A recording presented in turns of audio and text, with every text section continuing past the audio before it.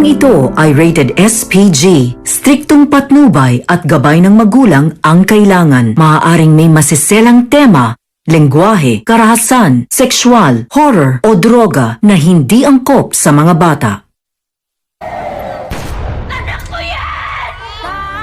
Jesus Nazareno di Magiba.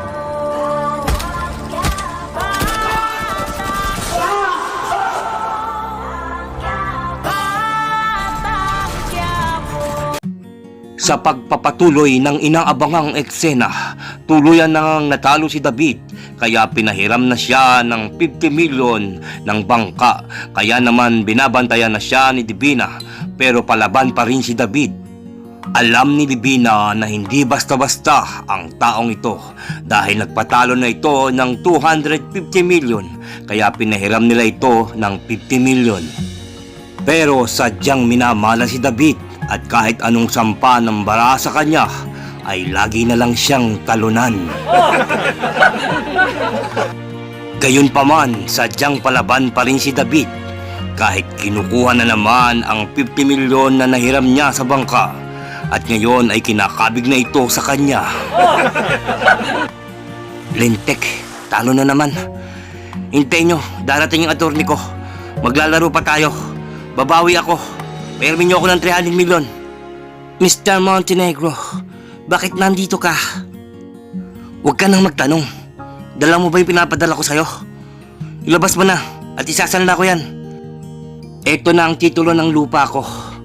Worth 700 million yan. Payarmin niyo lang ako ng 300 million para makabawi ako. Ito, check mo mabuti. Sa akin nakapangalan yan. Sige na. Nilapag na nga ni David ang envelope na nakapaloob ang titulo ng lupain. Kaya naman ito ay dadamputin na ni Divina. Pinahiram niyo na ako ng 50 million. Bigyan mo pa ako ng 300 million para 350 million na ang hiram ko. 700 million ang halaga niyan.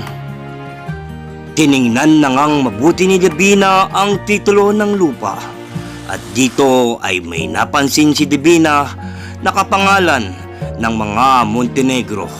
Kaya naman, kailangan niyang ipakita ito kay Tanggol upang mapagdesisyonan kung papahiramin ba si David. Tanggol, may nagsasalna ng titulo.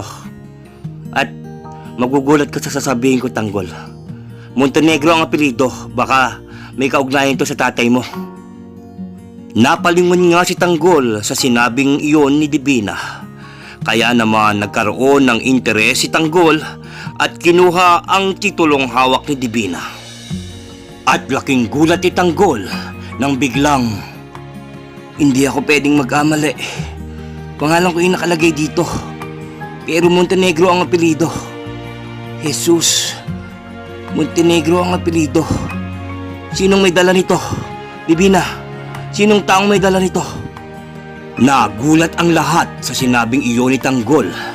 Kaya naman lahat sila ay nakatuon kay Tanggol, pati ang kanyang mga kaibigan. Kaya naman ginawa ni Divina ay lumapit sa CCTV para ipakita kay Tanggol kung sino ang taong nagdala ng titulo. At dito ay ipapakita ni Divina kung sino nga ang taong ito. Tanggol, ito. Siya yung taong nagdala ng titulo na yan. Siya rin ang taong natalo ng 250 million. Pinahiram na natin siya ng 50 million. Kaya isasanla daw niya ang titulo. Halagang 700 million ang halaga ng titulo, Tanggol. Ano, Tanggol?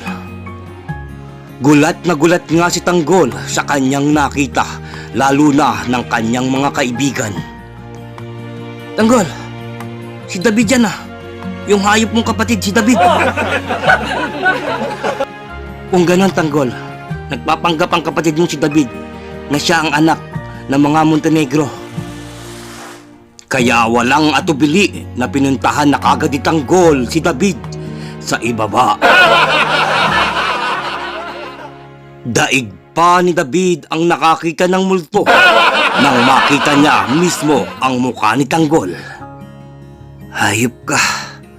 Ang tagal na panahon kong nagtiis sa'yo. Ngayon, pati pagkatao ko, nanakawin mo. Hindi kita mapapatawad, hayop ka. Anong sinasabi mo dyan, ha? Wala akong alam sa sinasabi mo. Tsaka isa pa, ano yung pinagsasasabi mo?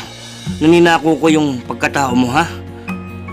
Nagmamang-mangang kapahayop ka. Hindi kita mapapatawad. Isa kang huwad. Ang dapat sa'yo, papatayin kita, hayop ka. Agad na ngang sinunggaba ni Tanggol si David. Ano ang kahahantungan ng tagpong ito? Patuloy na sumaybay dito lang sa FPJ's Batang Quiapo, 8 p.m. gabi-gabi. Hoy!